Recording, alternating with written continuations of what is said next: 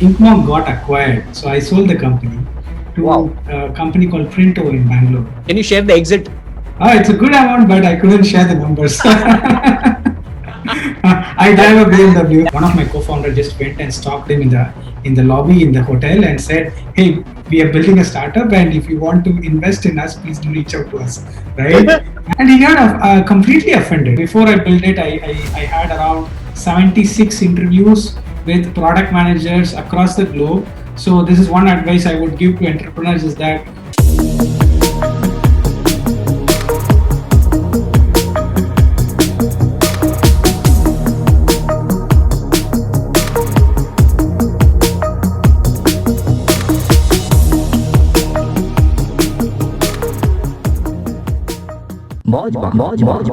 Hello, you awesome, beautiful people. Welcome to another episode of Digital Pratik Show, where today I have one of the special guests. And to be very honest, this is me hosting the second person on planet Earth on my podcast. The first one was Eric Su, and second today, which I have, is Isaac.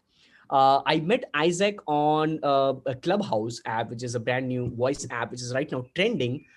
We met each other on one of the voice rooms, and we were interacting. We shared some thoughts over there, and that's where I just tapped on his profile. I went into his Instagram, DM'd him because I love the product which he's involved into, the journey which he has, which probably obviously I have just 1% clue about. I'll be very honest and transparent, and that's the reason why I wanted to connect and talk over this episode, so that I can just bring more and more value to the audience who are listening and watching this.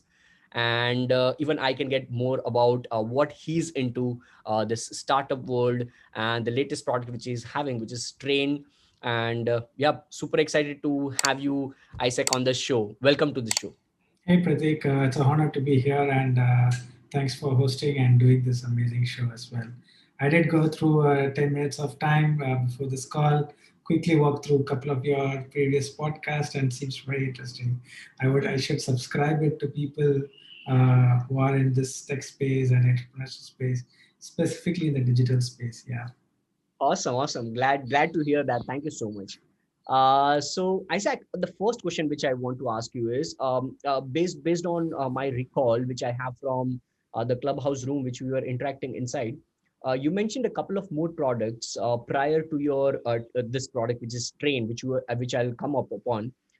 Talk about your journey through building the products. Talk about your startup journey, because I suppose we were in the room of Indian Startup Club, if I'm not Yeah, mistaken. yeah, correct, correct.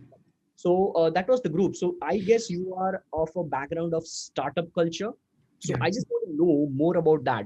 How your journey started as a startup guy, dude, man, and how has your journey been so far? Yeah, sure. Thanks. It's been around 10 years, almost a decade in terms of being in this industry.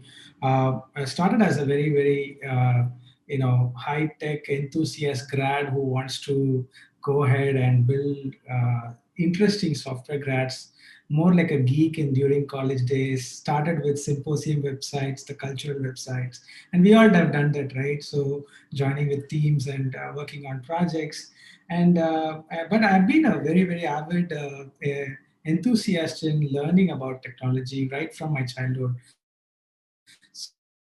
So during my 10th and 11th standard, I used to buy the Java books and the C. So where they used to teach us C++, right? So I used to buy the Java books from libraries. Are you in your? I'm so sorry. Are you in your early 30s? Yes, yes, of course. I got it. I got it. The reason why you said, I mean, the reason why I asked you is because you said C++. That was the same book. I guess it was Balaguru Swami. Exactly, I exactly. recall that. And that was the craziest like subject which I never liked. Yeah, yeah, it's a I big was always book. programming. Amazing use for a pillow, right? So I used to, but interestingly, I used to work a lot of time in my school computer, which was the only back then, right? In 95, 97, and that's when my dad introduced a great new system computer in my life. And that was like a huge investment purchase, like a BMW coming into your home, right? So, I so remember that. Yeah. So I've been introduced to computers in my very early childhood. 10th standard, 11th standard, worked a lot in terms of building some cool applications with C++. When learned a little more in Java. Went through the other way. So I feel like geek is one of the way that I like to position myself. And one thing led to another, and I started building apps even after school, and launching just for myself. The customer was just one person, it was me, right? So I liked the solution. Android was new at that time, 2007 and 8, right? 6 was when it was launched, and it was very new platform. I wanted to get my fingers dirty on that. And then which this interest, a lot of my friends in my startup circle started noticing this crazy guy who is building some products. All his products are looking beautiful enough because I come from a little of an artist background. My dad is an artist, and a few people in my family are more into cultural backgrounds. So this gave me a kind of an edge into getting into startup ecosystem. Interestingly, me and my friends then joined together, built a company. Back then, we didn't know that we were actually building a startup. Yeah, so three of my World friends. like that. It was all about mobile app development. Uh, Exactly, right. Exactly. And it was called projects. It was not called startups, right? I remember that. I remember that. I Yeah, mean, back to the point. I'm so sorry. I'm just liking that point when you mentioned there was nothing like Android and iOS and all those things back in those days of 2007 as well. I correct. remember I was the secretary of Computer Society of India student branch in my college, which I'm a dropout of. But yeah, I was, and I remember there was sys operating system, and then there came Java on the Correct. mobile phones. There was nothing like Correct. Android and iOS back in those days. There was a Correct. sys operating system. So yeah, I'm a non-technical guy, but that point in time, I was so fantasized with this ethical hacking. Ankit Correct. Fadia was like a star at that age for people like us. True. And I learned Bluetooth hacking, and there was infrared. There was no Wi-Fi yet.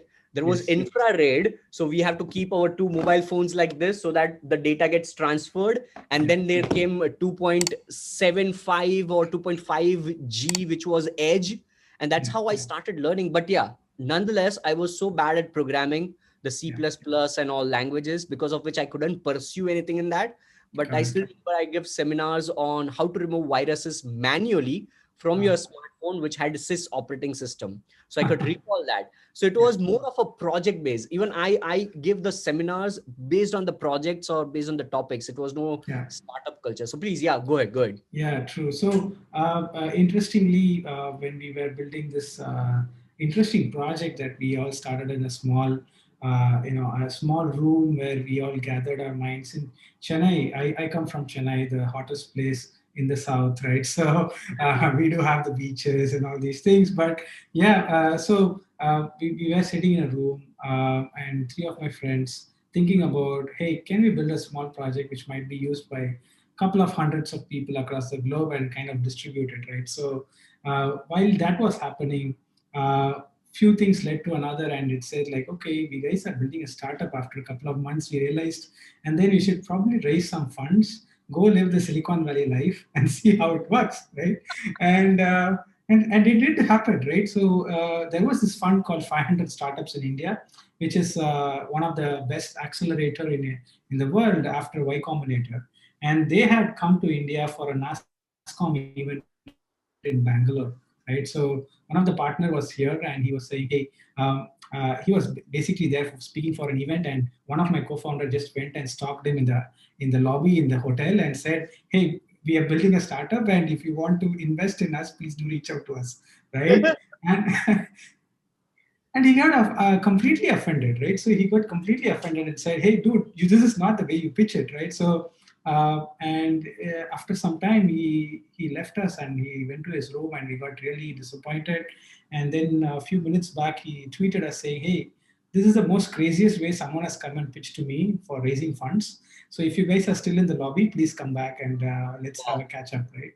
So he came down and then he said, "Hey."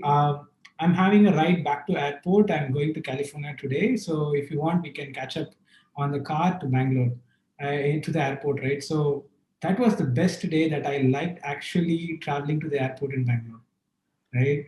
Awesome, awesome. you And know, you know, this is giving us so of a important valuable point out over here. People always figure out how should we pitch our how should we pitch for getting the funds, how should yeah, we pitch the Y combinators and 500 startup clubs and all those things for raising the funds and all. At times some crazy piece of shitty communication can turn out to be a fundraising conversation too. So this correct, is so great. correct, It's all about that execution in the exactly. moment, which I Yeah. can figure out of this. Yeah, yeah, it was a great hustle, and usually people really get annoyed traveling in from Bangalore city to the airport. It's a 2 hour drive, and I for the know. first time in life, that I really love that ride. So you get 2 hours of pitching in the car, and you can sit in the cab, and so it What was happened the product? after. What was the product? You mentioned a couple of projects led to a couple of Yeah. projects here and there. So what was the first product which So the led? first product that we worked on is called ValidKit. It was started by two of my friends. We three together, Kevin and Ramakant, with other two co-founders, and they built ideally a product which can help SaaS companies send passbook, the mobile wallets inside your Apple Passbook app, right? So yeah, if you want to book an airline ticket, you'll get it as a pass inside your app. So they are an intermediate, and they build this ecosystem for that, right? So they were ideally pitching it for the large companies. It didn't work out to a larger extent. After a year's time, we had to pivot, and we moved on to building our own lives. And it was a great learning, right? I actually, it's not just immediately out of the blue an idea would work out, and it was a lot of learning that how what ideas do really get sustained enough, what type of products are having really good demand, what's the product market fit, and a lot of things. So this at this point of time when I left the company, there was another company in Bangalore called HackerRank, which wanted a good graphic designer and a front-end developer, and they wanted to hire that, and they asked me because I was this guy who built a company but failed enough, and then it didn't work out. So, but the UI and the design of the product was really good. Hey, can you come and build it for us? Right. So then I joined the company, and that company was just finishing the Y Combinator batch. Right. So it was a lot of coincidence, and then said, okay, I learned from Final Startups and Y Combinator now, and I worked there for 1 year and 3 months. And ideally, entrepreneurship is like it's a scratch that will never leave you, right? So it's like you Yes. keep on The scratching. car. Yeah, yeah. So after a year and a half, then I decided, okay, it's time for me to start up, and I came back to Chennai, and started working on an idea which I'm very very fond of, into the print space. Okay. So printing is a family business of us. So Wow. something which I know. Same here. What kind of printing business? So Like my dad has a digital press with press? yeah, a lot of brochures, pamphlets, flyers, God. those kind of products. Yeah. But because of my dad's health problem, he has left that family business since long. I'm not at all into family business, not even for a single day. But my dad also started with screen printing, if you know screen Oh, printing. yeah, Yeah. yeah. So it was all about how my dad started. We come from a very lower middle class family, but Got that's it. how we was squeezy hoti thi, like that squeezy you rub on the Yeah, skin. true. So And that you have to put it under a heater, and you have to yes, heat it, yes, right? yes, yes. So that screen printing in a very closed room. I Correct. was all like I was probably 1 or 2 years old. My mom tells me like that color wali smell, Yeah. that smell of the colors and everything used to be so stingy and. But yeah, I remember those days when my mom used to say. So I imagine those days. So screen printing, then baby offset, Yeah. then came the hoardings and all. But Correct. by the time my dad got paralytic stroke and all those things, so he left the Hmm. business and Got it. he shut down financial Got it. crisis. Yep. But Got yeah, it. Got it. Yeah. So my dad is into printing for the past 25 years. So I know the space pretty well. So I thought, okay, all your products are getting online. Your medical shop is going online. Your restaurants are going online. Your retail shops are going online. Why is printing not going online? So I built a marketplace, putting all your print suppliers across India. So basically, a just dial for printing with transactional e-commerce. So you can basically place an order with a printer nearby, and get it delivered to your home, right? So that was the open marketplace system. It was called Inkmonk. ink. um, yeah, which we built it. And uh, and we launched it, and it gave a good reception because people wanted to. Printing is a great, is a 100-year-old business, right? And it's very traditional, it's very unorganized, and and there's high demand for it. So it was a each with a scratch, and when we felt like, okay, we should blow this up big. Uh, one of our customers was this company called Freshworks, right? And being a very very early founder, you are at the fourth employee of the company. You are the delivery boy, you are the cook, you are everything, right? You're the You marketer, are you're the almost 95% of the company doing yeah. it. Yeah, interestingly, one of the delivery was to this company called Freshworks. The founder is called Girish, who runs this company in Chennai. And I was delivering at a 9:30 in the night, and putting all the boxes on the floor. They had an event on the next day, and I was giving him a check saying, "Hey, can you sign this 25,000 rupees check?" Girish is one of the topmost angel investors in India by then, right? So he said, Isaac, I know you during the Hacker Rank days, you used to write code and you are a front end designer. How are you doing this, like printing, and you're carrying all your boxes, and what are you doing, right? So he said, I was so passionate enough to explain what I'm doing. I showed him the products. I was very adamant on the quality and a lot of things. So uh, I showed him what vision I wanted to build in this printing space. Uh, so he said, "Hey, I think you are into something. I think it's a good way, but I don't know how big this will get into. But if you are looking to raise funds, I'm also investing. Let me know. I'll write you a check, right?" So, and it was very interesting, right? So went for a 25,000 rupees check. Incidentally, I got a $250,000 investment on a whole from Holy shit. angel investors. Yeah, and the Holy entire round shit. closed in a week, right?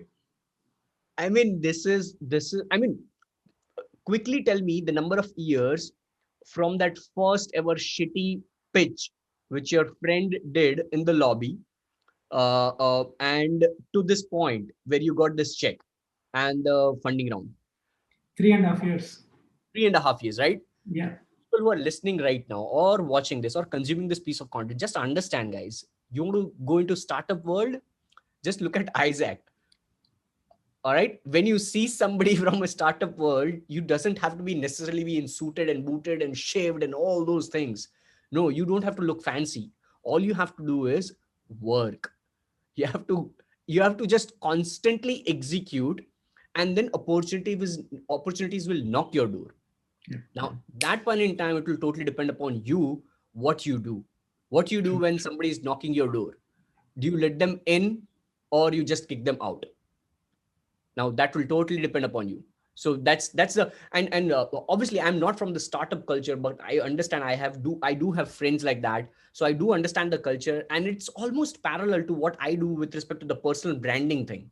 Right, I'm putting out all this hell lot of content and all these things. The reason why I'm connecting with people like Isaac and all is because I'm putting out content, or else Yeah, nobody will give a fuck about who Digital Pratik is. All right. exactly. So it's the entry point. It's the way you are trying to bring in opportunities for you in your life. And that's where then you leverage personal branding into various different products and services, which will depend totally upon you, how good you are in packaging the products. Yeah, All right. So that's the message which I wanted to pass on to listeners and viewers, whether they are into startup culture or anything they want to do with respect to digital ocean or digital world. So great, great. So moving further, Isaac, talk more about. So it was Inkmonk. Now let's go ahead with this latest thing, which probably is your Zoom name as well right now, which is Trainn, yeah, which is a nice way of you putting out that word out. So talk more about Trainn. I was just going to the website as well a couple of days back once yeah, we ended our voice room at that time. So it's all about the something related to video. Talk more about yeah, that product. What does it yeah. do? Sure, How did you get that idea about it?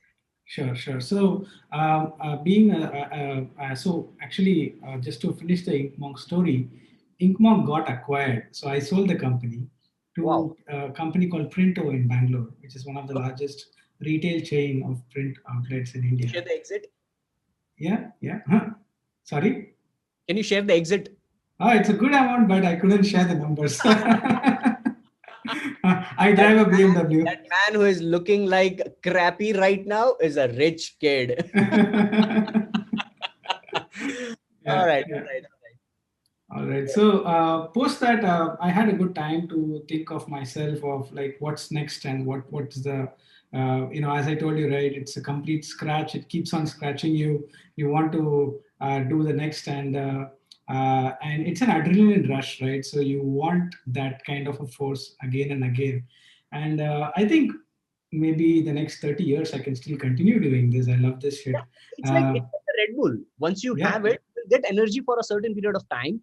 Once it is over, you want it. Yes. Correct. It's like entrepreneurship. One startup is like one Red Bull, Yeah. right? True. True. You have it, you enjoy it, you get the energy. But Correct. once it is finished, because you get an exit or you completely fail, either of that will happen, Yeah. right?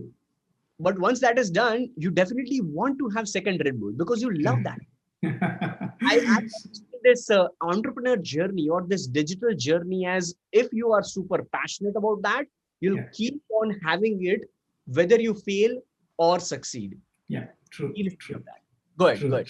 So in that context, what happened is I wanted to, since I'm starting up again, I wanted to build something out of very strong base, and I found that the product adoption space, that software companies in the world, there are so much of softwares in the world, and they are so bloated. There are so much tons of features to understand about using these softwares, right? And what year And this you were thinking this? sorry. What year were you thinking like this? What is Yeah, the so year? this was in 2019, by the end of 2019. This is when the start of 2019 was when Inkmonk got acquired. Then I continued on the job, and then I wanted to build something that is very close. That's something which I know personally, and the trends that is also kind of answering these questions, right? So softwares are growing, softwares are becoming bloaty and bloaty. The number of features in these softwares are increasing. The number of people who are getting into digital adoption, they have to understand these softwares to start learning, right? So if you remember, when you join the biggest the HCLs and the Infosys, they give you a 30-day training just to Yes, teach you how these softwares work within the company, right? I was So all these are painful procedures, and so digital adoption is picking up, but uh, there's no good beautiful way to teach how to use a software, and the best way was to teach through good quality product videos, right? that's And you might know it, I might know it. I come from a visual background, visual communication background. uh, we know editing, right? So we know After Effects, Premiere, we know the cutting and doing the trimming. But imagine the product managers, they don't know editing, they just know how to build products, right? But they are the people who are responsible for making these customers use these products in a more efficient fashion, right? So this is when I realized that the people who are needing this product, but the people who want the solution are identically distinct, and they would need this solution in a very high priority, right? So I built a quick tool. So before I built it, I had around 76 interviews with product managers across the globe. So this is one advice I would give to entrepreneurs, is that don't start writing code or find your teammates in the day one, right? So build a strong community, build a strong base, validate whether this is a real problem, right? So all these product managers across the globe, different time zone, different country, randomly cold mailing them, finding them on LinkedIn, Twitter, and messaging and asking them for a 15 minutes conversation, then set up a call with them, understand and talk about. And I used to have open-ended conversation. How are you solving product? Or I don't ask like, will you like a video-based product adoption tool? Right? I don't ask leading questions. I ask, how shitty is product adoption? How shitty is customer onboarding? more of Right? open-ended, more of Yes. open. Yes, and that's when more conversations started coming in, and that's when then finally, if you fit in your product, you will see a magic in their eyes, saying, "Oh wow, where is this product? Where can I subscribe for it? Can I buy it?" Right. So all this comes in. So 76 interviews passed in. Then at the same time, one of the person who I interviewed was a mutual friend of two people who were building a similar product in Chennai, who Oh, also have left. a very big company in Chennai, a SaaS company called ChargeBee, and they were also building this same software. And I was looking for a tech team. They were looking for a business guy. We joined together. The Zing happened. During matchmaking happened during COVID. We never met. We incorporated a company. We built it online, all through Google and Zoom calls. Um, and we launched the product in September. And there is this community called Product Hunt, which we launched in last week, which also had a great uptake. We were the third best product of the day, and we had like lot thousands of users coming into our system and using our product. So that was like a great validation. We are still in the very early baby days, and I like it putting it that way, back to square one, building it from scratch and one MRR at a time.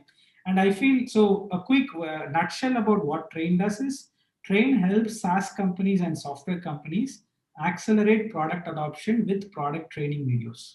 So videos are the next wave. It's a great communication medium.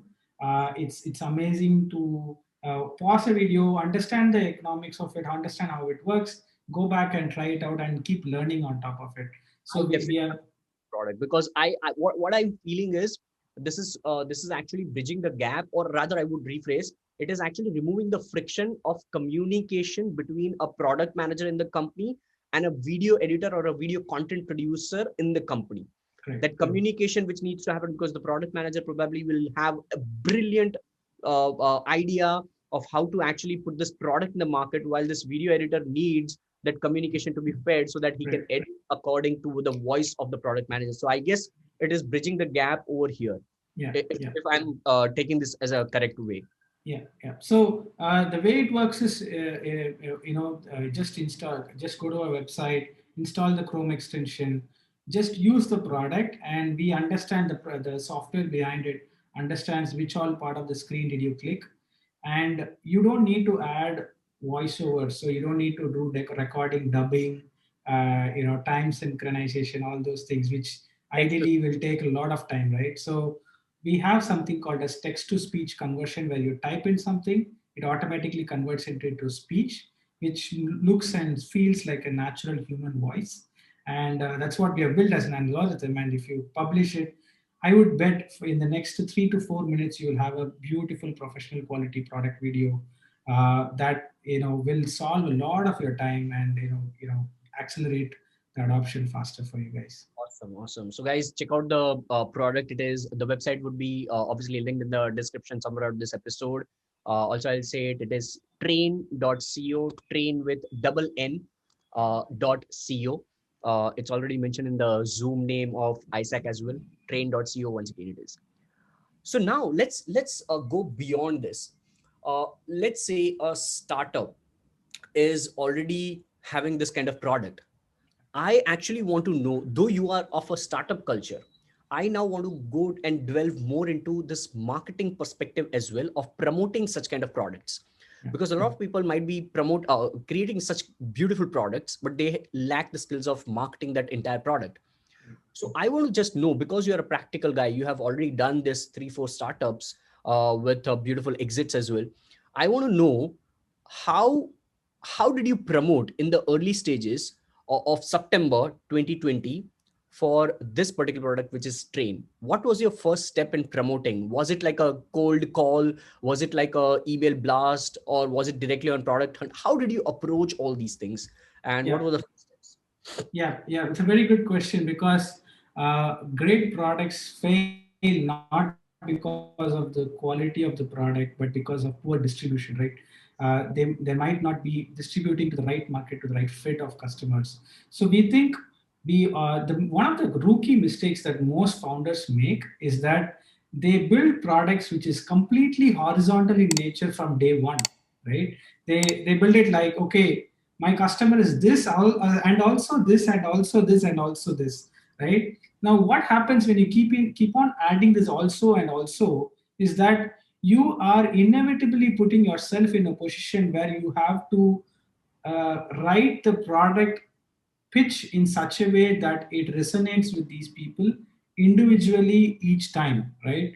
And each of these people have different goals, right? So a goal of X person is completely different from a designation of another person sitting in a different office, right? So you have to be very, very clear on choosing your ICP. So what we call as ICP is ideal customer persona or profile, right? So defining that is very important from day one. And you have to be actually very bullish and narrow down into a niche, right? And this is something which a lesson which I learned from, before I tell about how we went about in Trainn, one thing lesson that I learned from Fanitra Sama, who built RedBus, right? So you know RedBus. I think majority of the people who are listening to this podcast know about RedBus. Many don't know how RedBus was built. He was one of my investors, so he tells me all this secret sauce of building RedBus from day one, right? So one of many don't know how RedBus was actually started from that initial customer persona, right? RedBus today we know that it's connecting the buses from each city to city, complete big network across India, right? But initially when it started with just one route and one day of the week and one time of the week, right? It was so precise, right? And I will tell you what that route was. And if many of you people are Bangaloreans and Chennaites, you will know that the Bangalore to Chennai crowd traveling on a Friday evening is very, very crowded, right? It's very hard to get a bus there, Awesome. right? And you know who books these buses? It's the IT crowd, the Madiwala crowd, right? Sitting in the Madiwala and the Kormangala crowd, sitting in Bangalore, who wants to book a bus to Coimbatore in Chennai, and on a Friday evening because they want to spend their weekends with their family. It's very, very tough to get a ticket during back those days. This was 2008, right? So Funny decided to choose his persona very precise, one route, one day, one time. And that was very beautiful also to choose who are his customers. He never went ahead and did marketing in newspapers or flyers or in digital media and Google search where people were searching for buses. He went to the IT corridor, the Madiwala and the electronic city belt, and said, went into the HR of these offices and told, hey, I am building this software which you can book buses online for the first time in India and by sitting in just in your office space.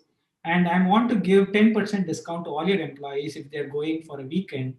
And here is a link. Please share this across your HR, your employee network. And he went and did that. And all of the employees got that email. They went, and you know what worked for RedBus? The beauty, we all think that it's the bus booking, but it is not that. The only thing that worked very beautifully for RedBus, the first time in the world, is you are choosing your seat, Oh, right? I so, yeah. 100%. This is so for fancy. All that, I mean, I can now relate. I can now relate this fear, the thought which Redbus came up with. Now I can relate because every time when I used to book, now I don't book buses, but when I used to book buses, I actually wanted to select the seat which is window seat. Correct, correct. Yeah. And that opportunity was missing, right? So you go to an operator in the bus stand and you tell him he chooses some seat and he gives you a ticket, right? So you don't have freedom for that. So the first time when this happened, this magic. So that is when you go to a niche, you will know exactly what's that magic, that aha moment in your product, right? So with Trainn, we know our ICP, the ideal customer profile, was product managers because these people do create products. They adopt customers who sign up inside the product. They see recordings, screen recordings of their customers struggling to use the buttons inside the software. They say that damn button is on the right corner of the screen, please press it, you will know the next steps, right? So and that's Yeah, when they one of my client calls. yeah. Go ahead, So please. and they need to tell this customer, hey, this is how you start using my product. And usually there is this adoption curve, right? So there is this early adopters, early majority, late majority. And in that we guys are very, very tech enthusiasts. We can learn softwares faster. Majority, 95% of the crowd in the world are first time learners on how to use the software, right? And it's very new to them, and of course products are getting bloated. So we went ahead, chose this ICP profile, And product managers, the beauty is they like to boast themselves. They are in every damn community, right? You go in Slack, you go in Clubhouse, you go everywhere, Twitter. It's very easy to catch them, right? So that's where we started cold mailing and cold calling these product managers and started mailing them. They started using the product and we started getting revenue. So that The was the email, initial. the cold mail was your initial thing Correct. which you started with by Correct. promoting. All right, Yeah. great. Now, before we move further, I just wanted to make this very important because one important point, because a lot of listeners and viewers who would be knowing me for a couple of years now, they might be thinking about one point which you were constantly mentioning, which is niche. Yeah. What I always in my communication say that I don't figure out the niche. I always tell my audience that don't fuck the niche, go macro niche, live your life. Your life is your macro niche. But I also tell people that when you are building a personal brand, at that point in time, you go life as a micro niche. But this is about product. This is about startup. You cannot sell this glass randomly to people. You have to categorize this as a product, which is segmenting, which is what is niching down, which is what is you trying to promote, or ICP, which Isaac was saying. So I just wanted to make sure that people understand that yes, you have to go niche when you are actually promoting a product very specific to a market, or coming up with an idea to hack, so that then you can go broad. RedBus is now broad, but as Isaac rightly mentioned, that when they wanted to get started, that's where they just tapped into one single market. It is like you starting an agency right now. And when you start an agency, you don't want to grab all the clients like real estate clients and all these clients. You want to just pick one segment and then try to grab 5 different clients inside that same segment, so that you'll get experience from one, which you can apply to the second to third to fourth, and then you will have a grooming team which would be able to understand and package the product for the clients. Correct. So that's the exact point which I wanted to differentiate, that yes, your life is your macro niche, but when you are doing affiliate marketing or startup culture or promoting the product which is specific, which is unique, you have to think of niche or segment down while you're trying to promote. So that's a point which I wanted to make. Hope that makes sense. So Isaac, moving further, let's say you started with that. Now I want to understand that how did you, or what is the current process? How are you thinking now? What is your thought process in making this Trainn to a level which is right now over here? You mentioned that it was on the top 5 list, I suppose, which you mentioned, Top three. top 3 list on the first day itself on Product Hunt. So now how are you treating that product, and how are you seeing the future of this product, and thinking of marketing, branding and marketing of this product moving further in 2021? Got it. Got it. Good question. So I think one thing that I should be very careful about is sticking on to the niche, right? So what you said, you cannot understand the niche in a very short span of time, right? It will take at least months and years of time. So we, after lot of ideal customer profile definitions we gave for who is the right user for this product, we decided there are actually 3 or 4 people. We decided one person to attack, right? One designation, right? So when you say person, you can say designation to attack, right? Product. And yes, product managers and product owners, right? So when we decide that, what we are going after is how do we accelerate our activities to reach more of them, right? So my focus right now in the next 1 year also is to uh, make sure that I stick to the niche of the persona, but expand in the experiments that I do to increase the reach for these customers. So ideally, this could be, as I told you, one is community, where these people are available in many areas. They are in uh, Slack groups, they are in WhatsApp groups, they are in a lot of Twitter handles and groups and everywhere. So I will be reaching out to them. And before it doesn't work in a way where these days you cannot throw away a product on their face and ask them to use. You have to build reputation, right? So you have to, and that's where, yes, It's branding. is branding, and that's where thought leadership comes into play, right? Why is Isaac the right person to talk about product adoption, right? So if we are, ours is a first step, right? We are the step one of the product. We have a long way to go. The important activity for the year is thought leadership. How do we be the 1%? Whenever we talk about any word under product adoption, hey, this guy is talking real, right? I know this guy is telling the truth because this guy is building a product around it, and leave the content for free, because today the internet has democratized knowledge so well that in order to gain the trust of people, you have to open up, right? Like even this podcast, what is happening is, what learnings that I had, I'm giving back, right? And I'm helping other entrepreneurs to open up, right? So I think this is the way that you go about it, even in marketing your product. Take a niche, understand that niche very well, and become a thought leadership in that niche, and speak about, for example, in our case, it's product adoption, and exploit it very very big. That's one important activity that we are planning to do. So the way I would put is, my advice to people who are starting it out is that pick a persona, the niche of the customer, and pick an area that of expertise which fits with your product. For example, in Trainn, the area of expertise is product adoption.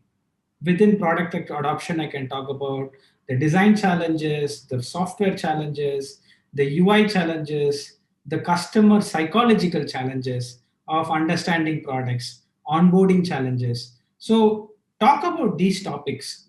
Pick up, and there are enough materials to rinse, repeat in the internet out there, right? So learn these materials out there, read some books, read some great articles about it, understand that knowledge and summarize that. Even if you just simply, the easiest hack, right?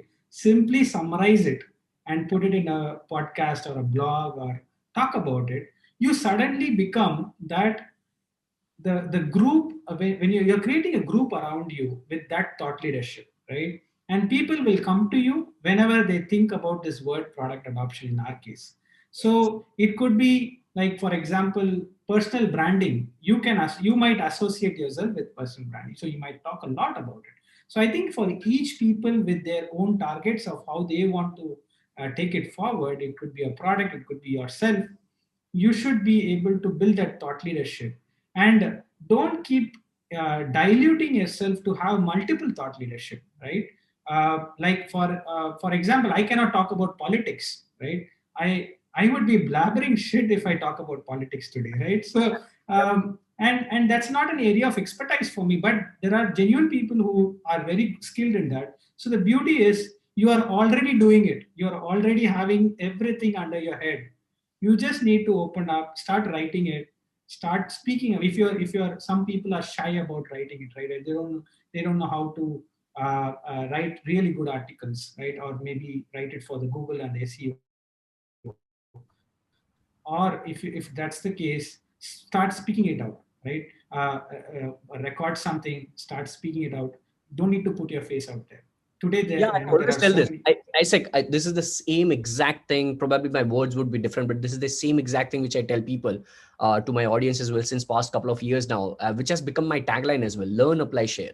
Like keep Yeah, on learning something new, which you are saying from books, from videos, from audios here and there, and keep on applying that something new which you have learning in your life first. All right. correct. When you do learn and apply, that's where you can share it confidently. Become the product of the product, which is what we always say. A good salesperson will always become the product of the product. Unless he's not becoming the product of the product, he cannot talk confidently about the product and sell in the market. True. So once you do learn, apply in your own thing, that's where you confidently are able to share, to build that authority, to build that reputation which you are talking about, to do that branding which I talk about. That's where you become the thought leader, an authority in the space in your market. That's where you leverage the opportunities to come to you. So True. that's I'm just loving this conversation, because I'm able to put this in front of my audience right now, that people always think that I have a great startup idea. I want to promote this, sir. Should I learn Facebook ads? Should I do this and that? I'm like, first do something about your product. First have the product ready. First do your market research. Digital marketing and personal branding is not just about Facebook ads, Instagram ads. It is about first you having a product, service, or something which you can sell in the front or in the back end, and then you becoming the authority. You playing for the long term, you going for that branding thing, digital branding, not just personal branding, digital branding, right? Yeah. I mean, I have not, for this entire past 40 minutes conversation, I have not heard Isaac talking about you doing an Instagram story ad or Facebook ad or this and that. That's the reason why specifically I asked what was the thought process when he was just getting started in promoting the product as Trainn, wherein he told cold mailing, which people think that, okay, no, cold mailing won't work. But have you done it? You are just uttering something which somebody might have told you that no, cold mailing doesn't work in 2021. Yeah. I mean, I have given this advices to a lot of people who ask me that how to promote my podcast, sir, because I don't have money to do Instagram ads and Facebook ads, or neither I do have money for Spotify ads. I always tell those people, do you have 500 contacts on your mobile phone? If yes, WhatsApp them. Yeah. Out of 500, at least 50 people would be your loyal listeners. True. That's where you have something which is better than nothing. Yeah. But people don't put in the efforts. People think that, okay, only if they have money, they can promote something. But there are a lot of other ways where they can invest their time. In return, they will be investing. I mean, the reason why Isaac and me are talking over this Zoom call is because of Clubhouse app, where we were just trying to deliver value in a room called Indian Startup Club. We were not promoting, I mean, Isaac was not promoting Trainn.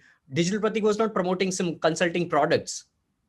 We are just trying to deliver value, and that's where we are connecting over here. And now we are talking about each other's products. All right. True. So just wanted to make sure about this, that people understand this. Yeah. Awesome, Isaac. So I will have to, I wish this conversation was not ending, because I'm just in love with this flow which is happening. And I guess I have to do this more and more with the people like you, because the audience will be able to resonate. Because I come from a background wherein I have been a volume of content guy. So people think that they just have to do this.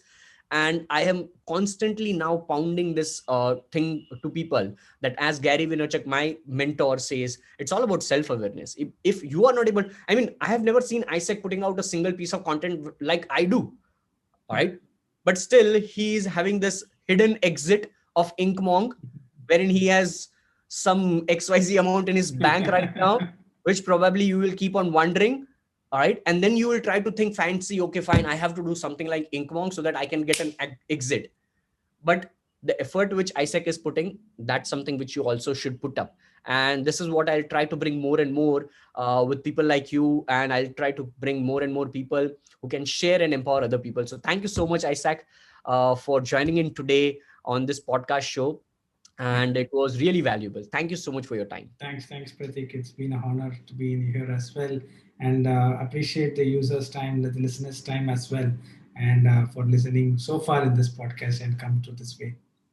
All right, awesome. So if you want to connect with Isaac or any of your product on any of his products, do check out the links in the description box or the keynote section of this podcast. Somewhere around this episode, you'll find all the relevant links for him to connect with him if you have any queries or questions regarding any of his products. Once again, thank you so much, Isaac, for all your time. It was a pleasure having you as a guest on my podcast show, Digital Pratik Show. Thank you. Bye-bye.